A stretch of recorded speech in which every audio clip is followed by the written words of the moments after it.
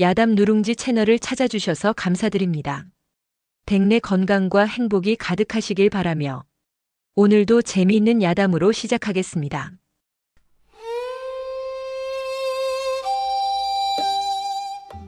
달빛마저 얼어붙을 듯 시린 정월 대보름 밤이었습니다. 한양에서 가장 화려하다는 기루 자미당의 문턱은 오늘따라 더욱 높아 보였습니다. 떠들썩한 웃음소리와 검은고 소리가 담장을 넘어와 얼어붙은 밤 공기를 어지럽히고 있었지요. 바로 그 문 앞에 해지고 빛바랜 두루마기를 여민 한 사내가 서 있었습니다. 이설이라 불리는 가난한 선비였습니다. 그의 손에는 붓과 벼루 대신 언손을 녹이려 쥔 작은 화로뿐이었습니다. 주머니는 비었으되 뱃속에는 시가 가득하고 가슴속에는 젊은 날의 객기가 들끓었답니다. 오늘 그는 자신의 글재주 하나로 이 화려한 기루의 문턱을 넘어보리라 마음먹었던 것입니다. 6척이 넘는 훤칠한 키에 반듯한 얼굴이었으나 남루한 행색은 그를 문지기들 눈에조차 들지 못하게 했습니다. 몇 번을 망설이던 이설은 마침내 큰 기침으로 존재를 알리고는 안으로 들어가 자미당의 주인인 화연 아씨를 뵙고 싶다 청했습니다. 문지기는 위아래를 훑어보더니 코웃음을 쳤습니다. 웬 거짓골을 한 선비나리가 우리 아씨를 찾으시오? 여기가 어디라고 함부로 발을 들인단 말이오.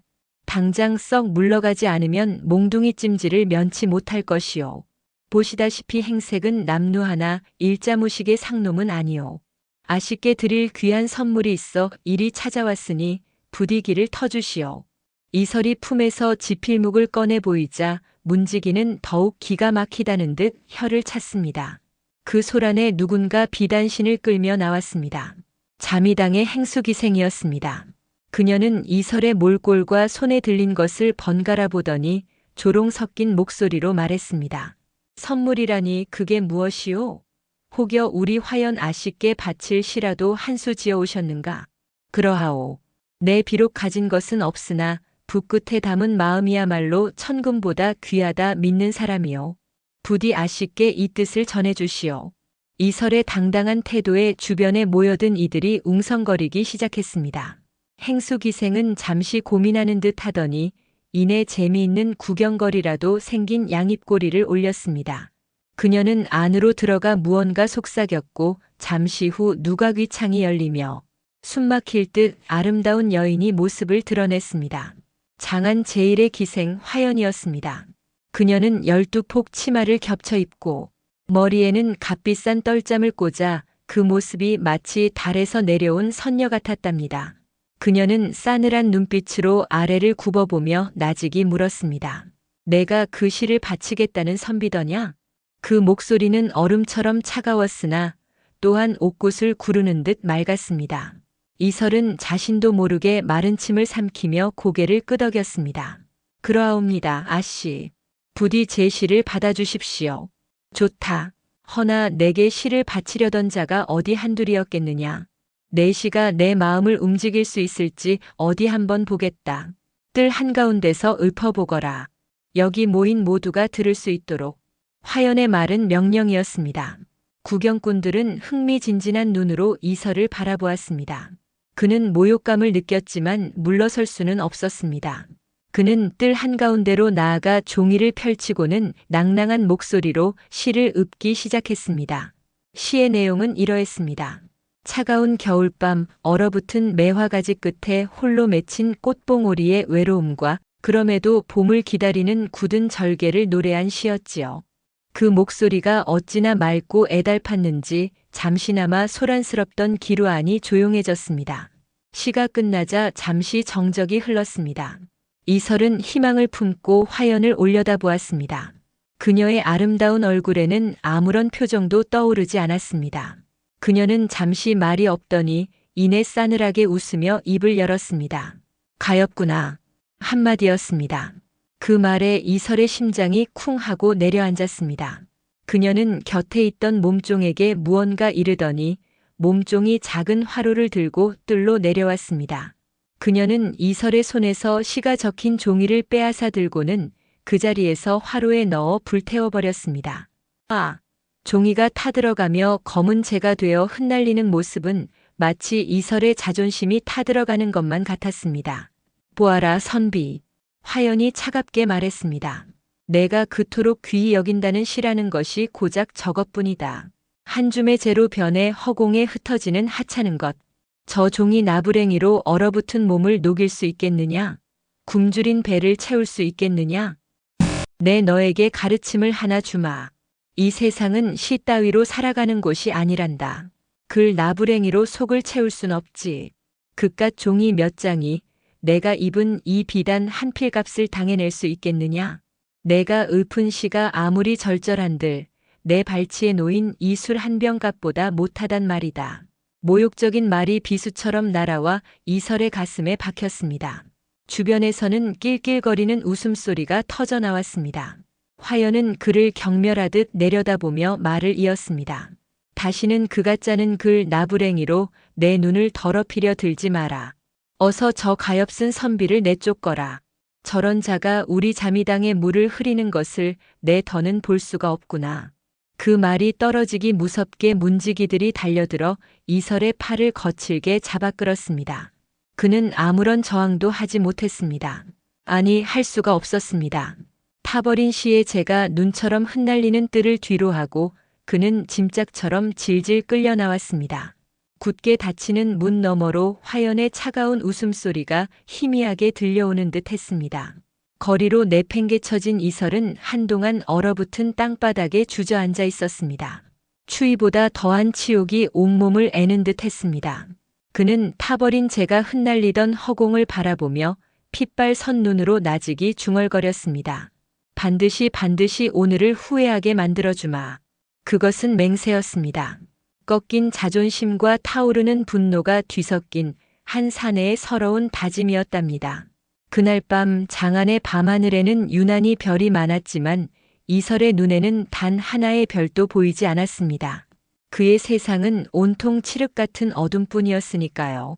자미당의 문이 굳게 닫힌 그 밤 이후 이설의 삶은 송두리째 바뀌었습니다. 그는 더 이상 주막 구석에서 술값으로 시를 파는 한량 선비가 아니었답니다. 화연이 불태운 것은 한 장의 종이었지만 그의 가슴 속에는 꺼지지 않는 불꽃이 심어졌습니다.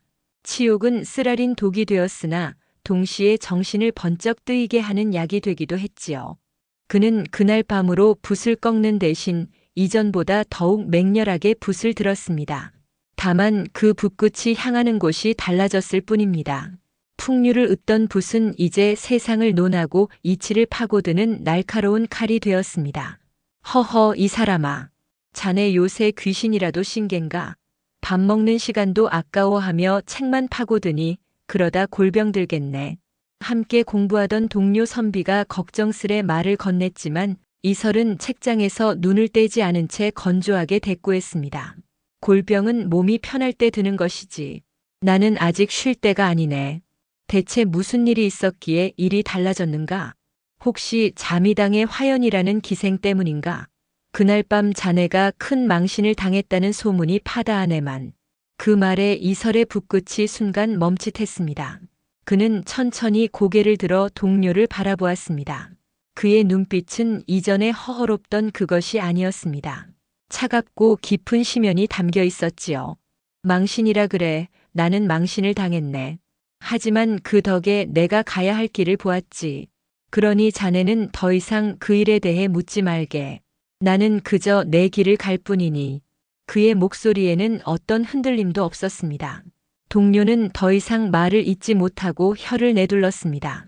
이설은 낮에는 장터에서 짐을 나르거나 남의 집 굳은 일을 하며 푼돈을 벌었고 밤에는 그 돈으로 등불을 밝히고 책을 읽었습니다. 손은 굳은 살이 박여 투박해졌지만 그의 정신은 날마다 더욱 벼려졌습니다. 글 나부랭이로 속을 채울 순 없다던 화연의 목소리가 귓가에 맴돌 때마다 그는 이를 악물고 책장 위로 더욱 고개를 숙였습니다.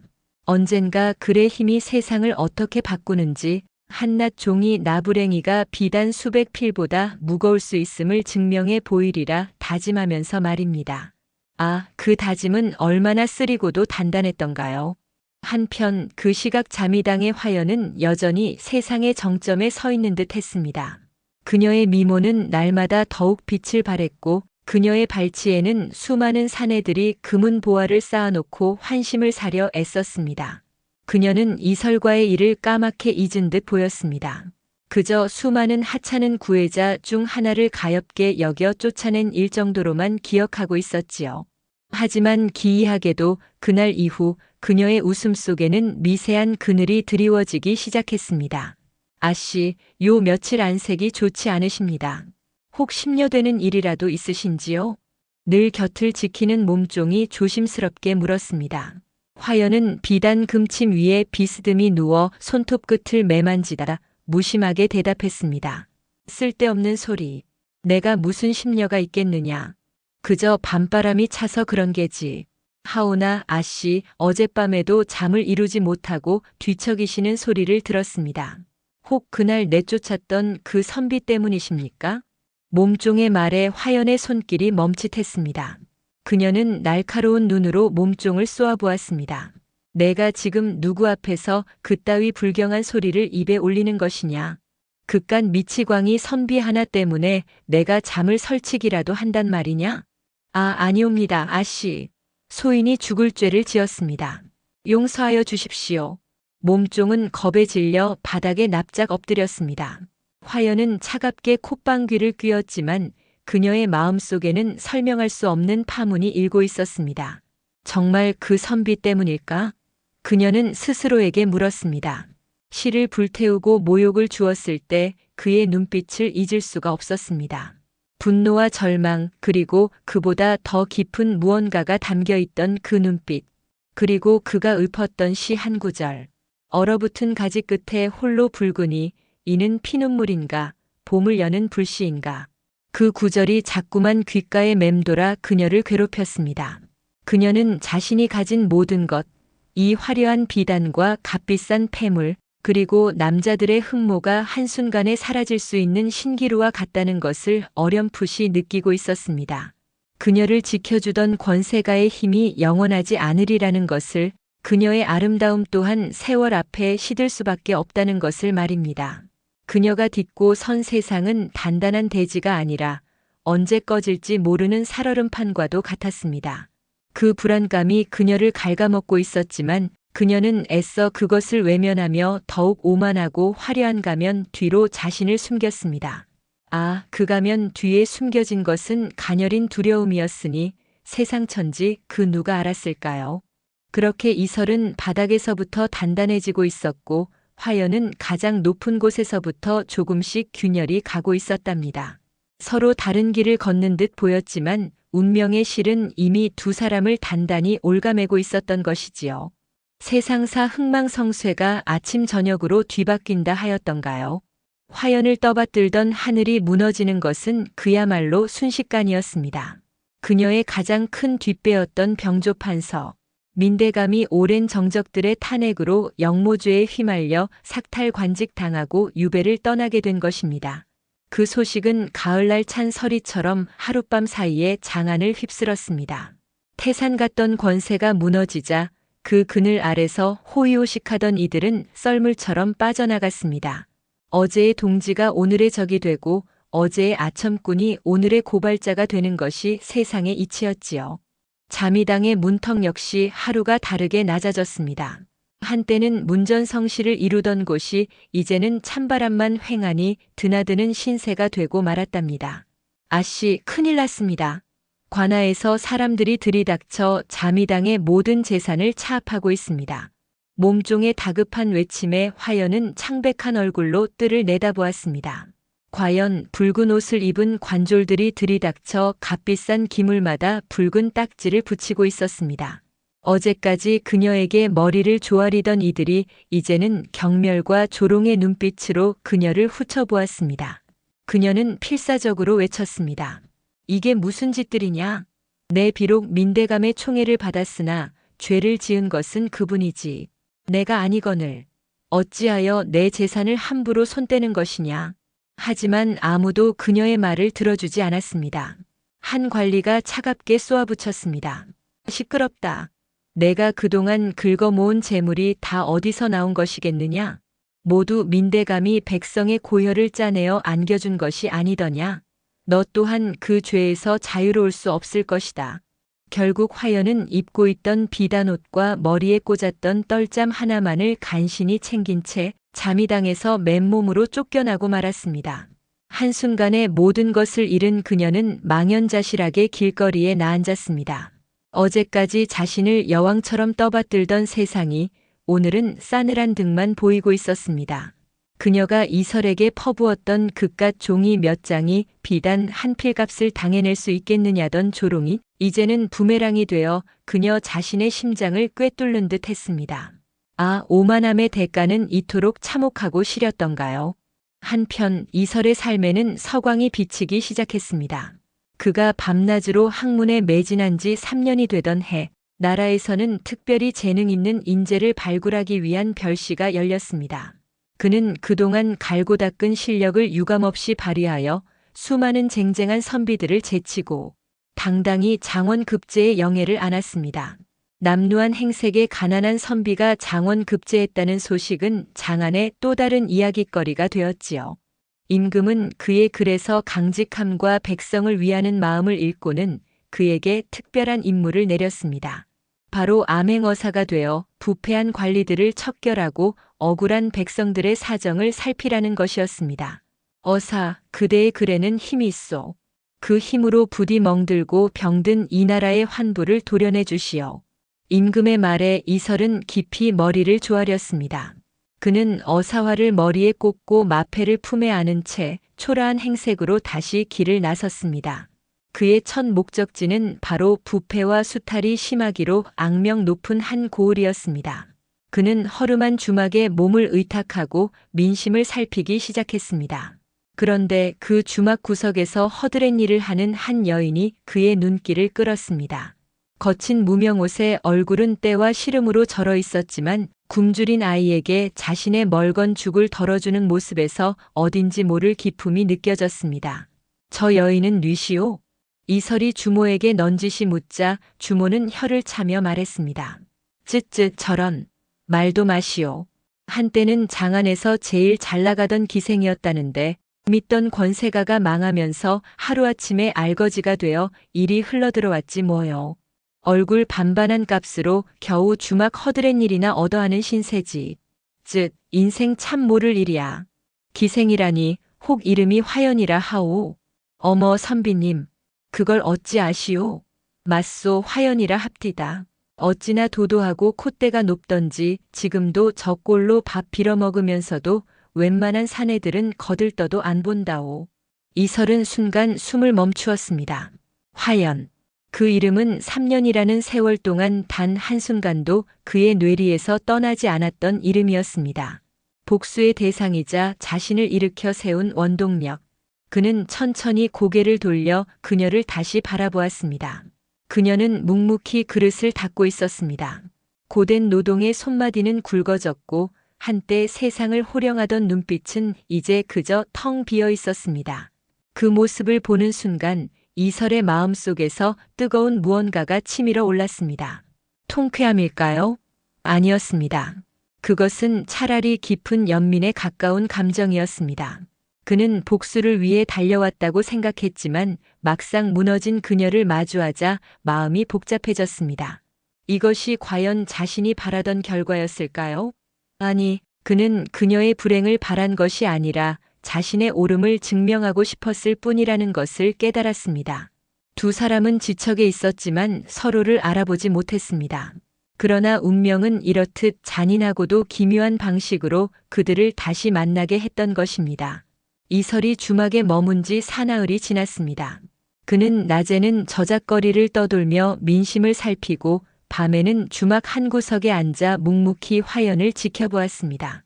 그녀는 예전의 화려한 모습을 완전히 잃어버린 듯 했습니다. 손님들의 술 시중을 들고 구정물을 나르고 산더미 같은 그릇을 닦으면서도 그녀는 단 한 번의 불평도 입에 올리지 않았습니다. 오히려 누군가 남긴 음식을 허겁지겁 먹다가도 저보다 더 굶주린 아이를 보면 선뜻 나누어 주곤 했답니다. 그 모습은 이설이 기억하던 오만한 기생 화연의 모습과는 너무나도 달랐습니다. 그의 마음속에서 복수심이 있던 자리에 어느새 연민과 혼란이 뿌리를 내리기 시작했습니다. 정녕 저 여인이 내가 알던 그 화연이 맞단 말인가? 세월이 사람을 이토록 바꿔놓을 수도 있단 말인가? 그는 홀로 술잔을 기울이며 나직이 중얼거렸습니다. 그녀의 변한 모습을 보고 있노라면 3년 전의 모욕이 마치 먼 옛날의 꿈처럼 아득하게 느껴질 정도였습니다.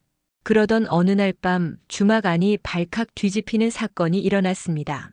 이 고을의 아전 하나가 술에 잔뜩 취해 행패를 부리다가 자신의 돈주머니가 없어졌다며 화연을 도둑으로 몰아세운 것입니다. 내년이 틀림없다. 내가 잠시 한눈을 판 사이에 인연이 내 돈주머니를 훔쳐갔어. 어서 바른 대로 고하지 못할까? 아전은 버럭 소리를 지르며 화연의 멱살을 거칠게 움켜쥐었습니다. 화연은 겁에 질려 파랗게 질린 얼굴로 외쳤습니다. 아닙니다, 나리. 저는 결코 나리의 돈주머니에 손을 댄 적이 없습니다. 하늘이 알고 땅이 아는데 어찌 이리 억울한 누명을 씌우십니까? 시끄럽다. 이 도둑년이 어디서 감히 발뺌을 해. 내년이 전직이 무엇이더냐? 산에 등쳐먹고 살던 기생년이 아니더냐? 그 버릇 어디 가겠느냐? 어서 인연을 관하로 끌고 가 매우 쳐라. 주막 안의 모든 사람들이 수군거리며 화연을 의심의 눈초리로 바라보았습니다. 과거 그녀가 장안 제1의 기생이었다는 사실이 이제는 그녀의 발목을 잡는 족쇄가 되어버린 셈이지요. 꼼짝없이 도둑으로 몰려 관아로 끌려가게 된 절체절명의 순간이었습니다. 그때까지 구석에서 묵묵히 술만 마시고 있던 이설이 자리에서 일어났습니다. 주모가 다가와 그를 말렸습니다. 선비님, 공연히 나섰다가 화를 입으실까 저어되옵니다. 저 아전은 이 고을 현감나리의 오른팔이라 누구도 함부로 건드리지 못하는 자입니다. 내 저 여인이 도둑이 아니라는 것을 아오. 그러니 보고만 있을 수는 없구려. 이설은 주모를 지나쳐 아전 앞으로 나섰습니다. 그는 취한 아전을 향해 점잖지만 단호한 목소리로 말했습니다. 나리, 잠시 진정하시고 제 말을 들어보시지요. 홍나리께서는 술잔을 몇 순배나 돌리셨는지 기억하십니까?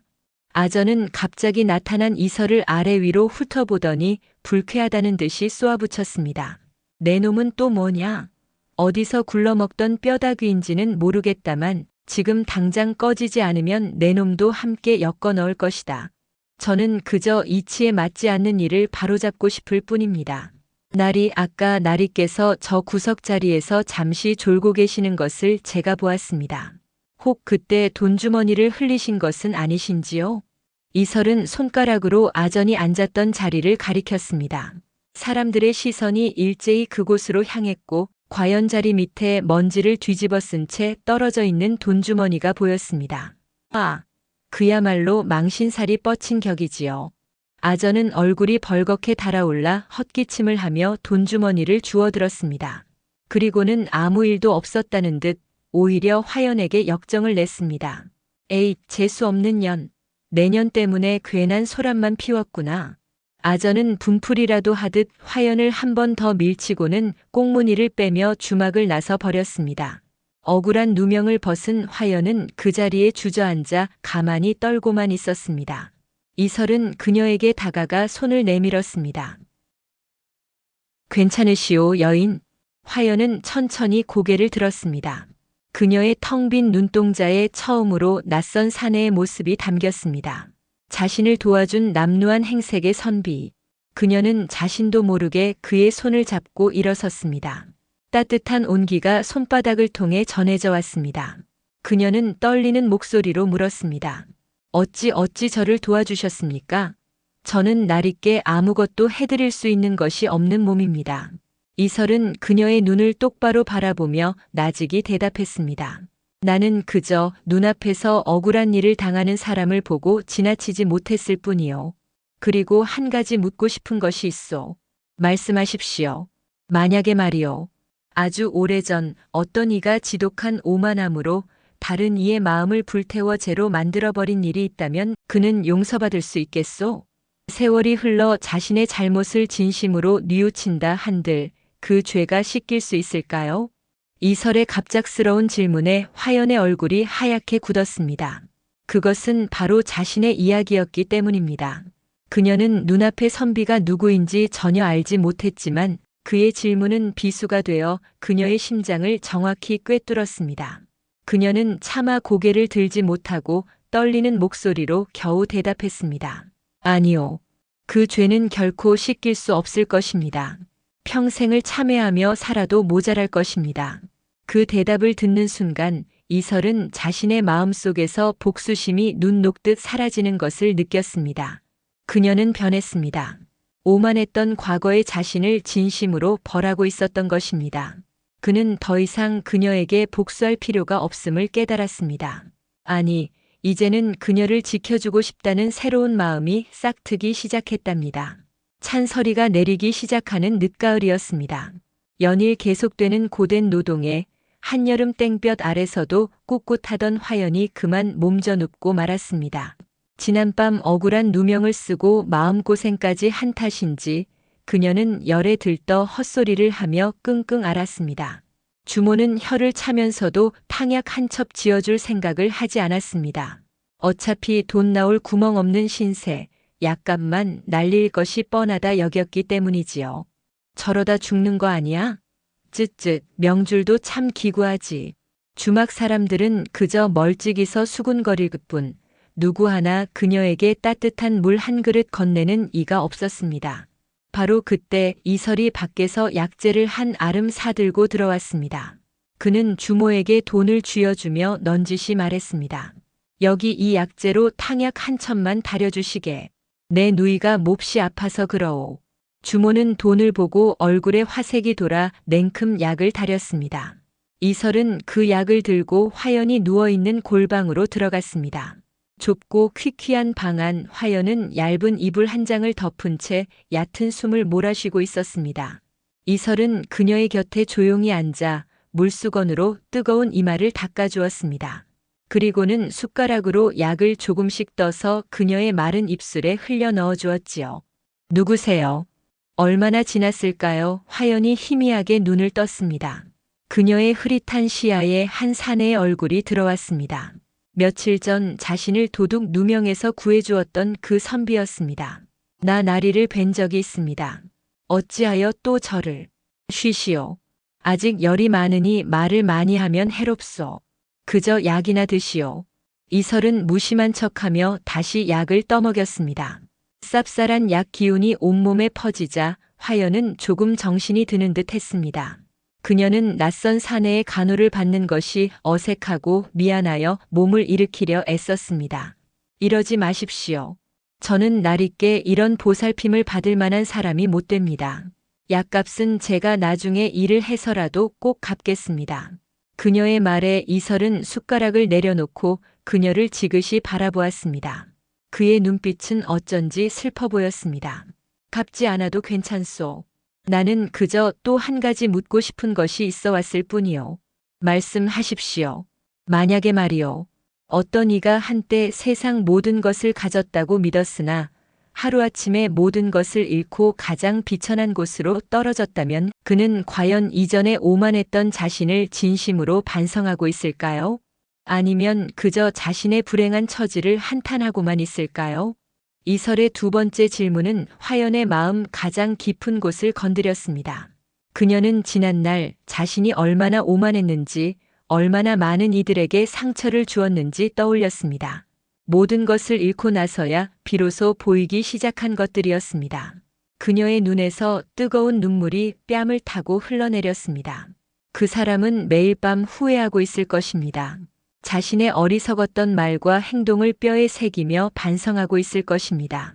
불행을 한탄하기보다는 과거의 자신을 벌하고 싶은 마음이 더욱 클 것입니다. 화연은 흐느끼며 말했습니다. 그 진실한 눈물 앞에서 이설은 더 이상 아무 말도 할 수 없었습니다. 바로 그때였습니다. 쾅 하는 소리와 함께 골방 문이 거칠게 열렸습니다. 며칠 전 돈주머니를 잃어버렸다고 행패를 부렸던 그 아전과 이 고을 현감의 아들인 박도령이었습니다. 박도령은 평소에도 탐욕스럽고 성정이 포악하기로 소문이 자자한 자였지요. 그는 방 안에 두 사람을 번갈아 보더니 음흉하게 웃으며 말했습니다. 오호, 내가 뭘 본 게야. 아픈 계집 옆에서 정분이라도 나누고 있었던가. 내가 듣자 하니 내년이 한때 장안에서 이름을 날리던 기생이라지. 어쩐지 자태가 남다르다 했어. 내 오늘 밤 내년에 그 콧대를 꺾어주어야겠다. 박도령이 비틀거리며 화연에게 다가오려 하자 이설이 앞을 막아섰습니다. 멈추시오 도령. 이 여인은 지금 몹시 아픈 몸이오. 무례하게 굴지 마시오. 뭐야 이 자식은? 내 놈이 뭔데? 감히 내 앞을 막아서 내가 누군지 알고 까부는 것이냐? 당장 이놈을 끌어내라. 아전과 하인들이 달려들어 이설을 붙잡으려 했습니다. 그러나 이설은 꿈쩍도 하지 않았습니다.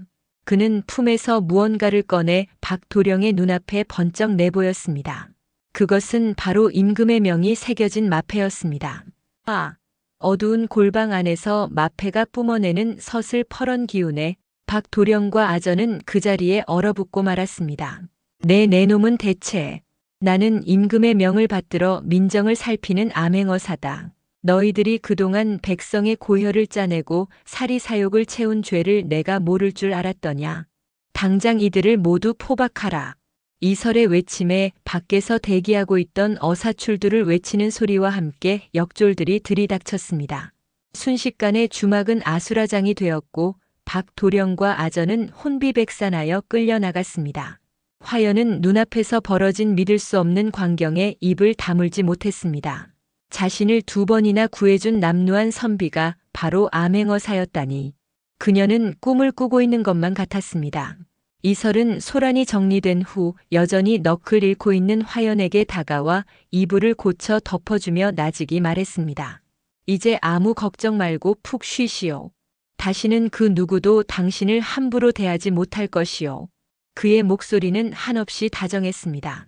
화연은 그를 바라보며 자신도 모르게 그의 옷소매를 붙잡았습니다. 그녀는 묻고 싶었습니다. 왜 하필 나였느냐고. 어찌하여 나를 이리 구해주시는 것이냐고. 하지만 목이 메어 아무 말도 나오지 않았습니다. 그저 뜨거운 눈물만이 쉴 새 없이 흘러내릴 뿐이었답니다. 주막에서의 출두 이후 이설은 더 이상 남루한 선비 행세를 할 필요가 없었습니다. 그는 암행어사의 신분으로 현감 박만호와 그 아들 그리고 아전들을 모두 하옥시키고 본격적으로 고을의 비리를 파헤치기 시작했습니다. 관아의 창고는 텅 비어 있었고 장부에는 온통 거짓된 기록들만 가득했습니다. 백성들의 원성은 하늘을 찔렀고 파헤칠수록 썩은 뿌리는 깊고 넓게 뻗어 있었습니다. 이설은 며칠 밤낮으로 잠도 잊은 채 흩어진 증거들을 모으고 억울한 이들의 사연을 들으며 이 고을의 정의를 바로 세우기 위해 고군분투했습니다. 어사나리 제발 저희의 억울함을 풀어주십시오. 박 현감놈이 세금을 핑계로 제 땅 문서를 빼앗아갔습니다. 날이 제 딸이 박도령놈의 눈에 들어 강제로 첩이될 뻔한 것을 겨우 돈을 주고 무마했습니다. 그 때문에 저희 가족은 길바닥에 나앉게 되었습니다. 백성들의 피눈물 어린 증언이 이어질 때마다 이설의 마음은 무겁게 가라앉았습니다. 이것이 바로 자신이 그를 통해 바로잡고 싶었던 세상의 부조리였습니다. 그는 박만호 일당의 재산을 몰수하여 백성들에게 나누어 주고 억울하게 옥에 갇힌 이들을 풀어주었습니다. 며칠 만에 고을에는 다시 생기가 돌기 시작했고 백성들은 이설을 살아있는 부처처럼 떠받들었답니다. 그러던 중 그는 몰수한 재산 목록을 살피다 기이한 물건 하나를 발견했습니다. 그것은 현감의 개인 서고 깊숙한 곳에서 발견된 낡고 해진 작은 비녀였습니다. 값비싼 보석 하나 박히지 않은 그저 평범한 은비녀였지요. 어찌하여 탐욕스러운 현감이 이런 것을 보물처럼 간직하고 있었을까? 의아해하던 이설은 문득 화연에게서 들었던 이야기를 떠올렸습니다. 모든 것을 잃고 쫓겨나던 날 어머니의 유품인 작은 은비녀 하나만을 겨우 챙겼으나 그것마저 길에서 잃어버렸다는 이야기였습니다. 혹시 이것이 그 비녀가 아닐까? 그는 비녀를 들고 조용히 화연이 머무는 주막으로 향했습니다. 그녀는 며칠 사이에 기력을 많이 회복한 듯 보였습니다. 그러나 여전히 창백한 얼굴에는 수심이 가득했습니다. 자신을 구해준 이가 암행어사라는 사실에 감사하면서도 동시에 그와의 신분 차이가 주는 거리감에 마음이 편치 않았던 것입니다. 이설이 방으로 들어서자 그녀는 황급히 일어나 큰 절을 올리려 했습니다. 아니 되옵니다, 나리. 누추한 곳에 어찌 귀한 분이. 일어서시오, 화연. 나는 어사이기 이전에 그저 한 사람의 사내일 뿐이요. 절을 받을 이유가 없소. 이설은 그녀를 만류하며 품에서 은비녀를 꺼내 보였습니다. 혹 이 비녀가 그대의 것이 맞소? 화연은 비녀를 보는 순간 숨을 헙 들이켰습니다. 그것은 분명 자신의 것이었습니다. 어머니가 돌아가시기 전 어떤 고난 속에서도 여인의 자존과 기품을 잃지 말거라 하시며 손에 쥐어주셨던 유품.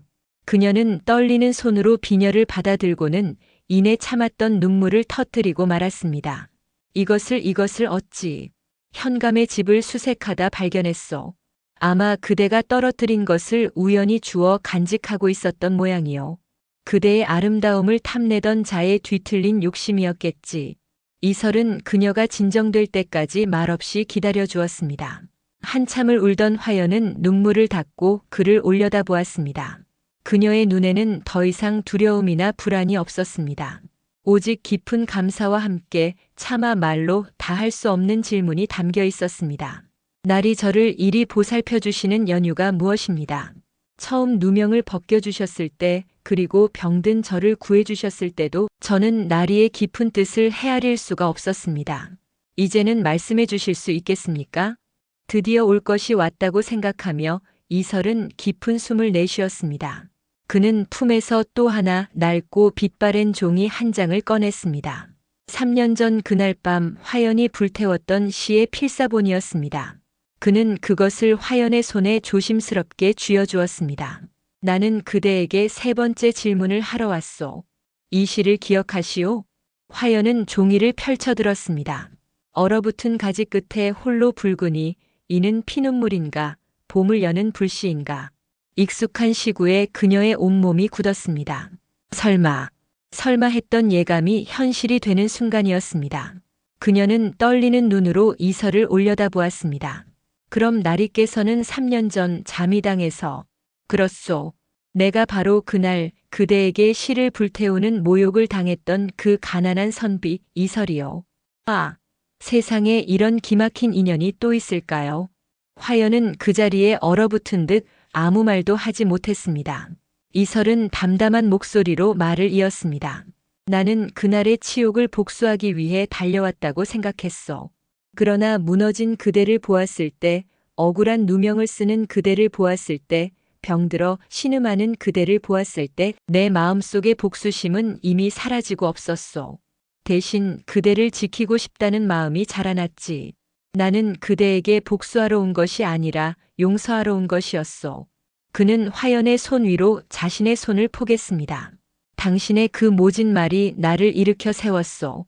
당신의 오만이 나에게 가야 할 길을 알려주었소. 그러니 나는 이제 당신을 원망하지 않소. 오히려 감사하고 있소. 화연은 흐르는 눈물을 주체하지 못했습니다. 그녀는 고개를 숙여 이설의 손등 위로 뜨거운 눈물을 떨구며 흐느꼈습니다. 아닙니다. 나리께서는 저를 용서하신다 하나 저는 저 자신을 용서할 수가 없습니다. 저의 오만이 나리의 마음에 얼마나 깊은 상처를 남겼겠습니까? 제가 무슨 염치로 나리의 용서를 받겠습니까? 그렇다면 마지막 질문에 답해 주시오. 만약 자신의 오만으로 깊은 상처를 주었던 이를 다시 만난다면, 그리고 그가 모든 것을 용서한다 말한다면 그 용서를 받아들일 수 있겠소? 과거의 잘못을 딛고 새로운 인연을 시작할 용기가 있소? 그것은 용서를 구하는 말이자 사랑의 고백이었습니다. 화연은 한참을 흐느끼다가 마침내 고개를 들었습니다.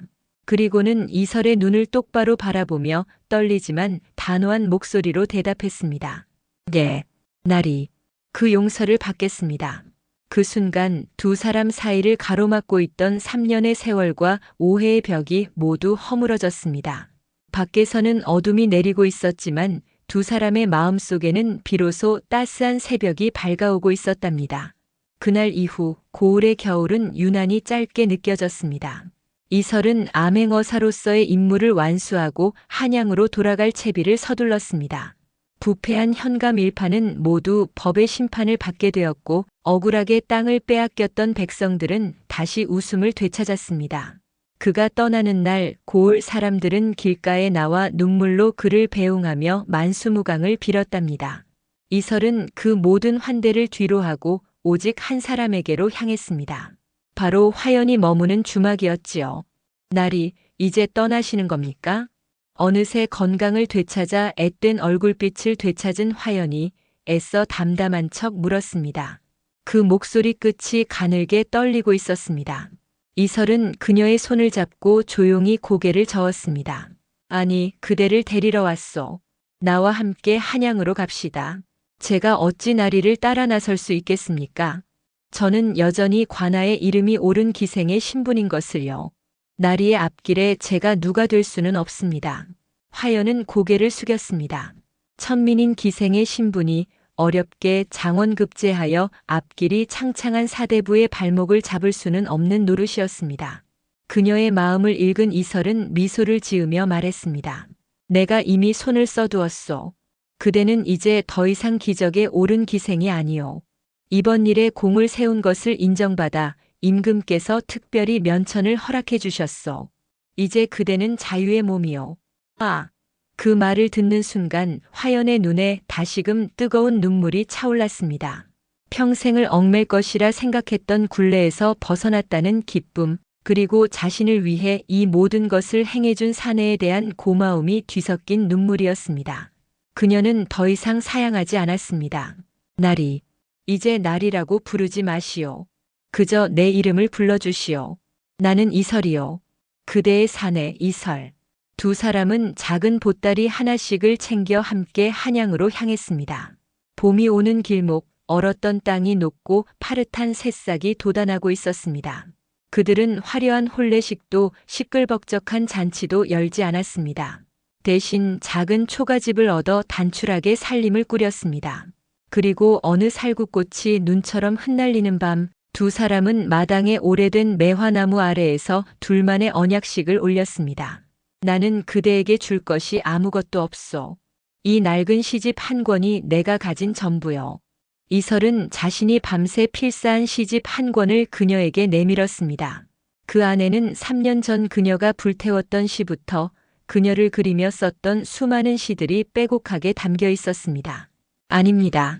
제게는 이것이 세상 그 어떤 보물보다 귀합니다. 화연은 시집을 소중하게 끌어안았습니다. 그리고는 자신의 머리에서 어머니의 유품인 은비녀를 뽑아 이설의 손에 쥐어주었습니다. 저는 이것을 드리겠습니다. 제게 남은 유일한 것이자 제 전부입니다. 당신께서 저의 잃어버린 자존을 되찾아 주셨으니 이제 저의 모든 것을 당신께 드립니다. 두 사람은 비싼 예물 대신 서로에게 가장 소중한 것을 나누었습니다. 하나는 글 나부랭이라 멸시받았던 시집이었고 다른 하나는 한때 비단 한 필보다 못하다 여겨졌을지 모를 낡은 비녀였습니다. 그러나 그 안에는 세상 모든 금은 보화를 합친 것보다 더 귀한 서로의 상처와 용서 그리고 사랑이 담겨 있었지요. 이설은 비녀를 받아 화연의 머리에 다시 곱게 꽂아주며 나직이 말했습니다. 이제 우리는 하나요. 기쁠 때나 슬플 때나 부유할 때나 가난할 때나 나는 언제나 그대의 곁에서 그대를 지킬 것이요. 저 또한 그러할 것입니다. 평생 당신의 글을 가장 먼저 읽는 독자가 되고 당신의 지친 마음이 기댈 수 있는 그늘이 되겠습니다. 두 사람은 서로를 마주보며 환하게 웃었습니다. 매화나무 가지 끝에서는 어느새 작은 꽃망울들이 톡 터져나오고 있었습니다. 아, 혹독한 겨울을 이겨낸 후에야 비로소 피어나는 저 꽃처럼 두 사람의 사랑도 이제 막 찬란한 봄을 맞이하고 있었답니다. 그 후로 두 사람이 어찌 살았는지는 자세히 전해지지 않으나 분명한 것은 이설의 글은 더욱 깊어졌고 화연의 얼굴에서는 웃음이 떠나지 않았다는 것입니다. 서로가 서로에게 구원이자 세상이었으니 더 이상 무엇이 필요했겠습니까? 그렇게 한때의 오만과 치욕으로 시작된 인연은 서로를 성장시키는 거울이 되어 오래오래 행복하게 이어졌다고 합니다. 오늘 이야기 재미있으셨나요? 마음에 드셨다면 좋아요 눌러주시고 구독도 부탁드려요. 다음 이야기 꼭 보러 오세요.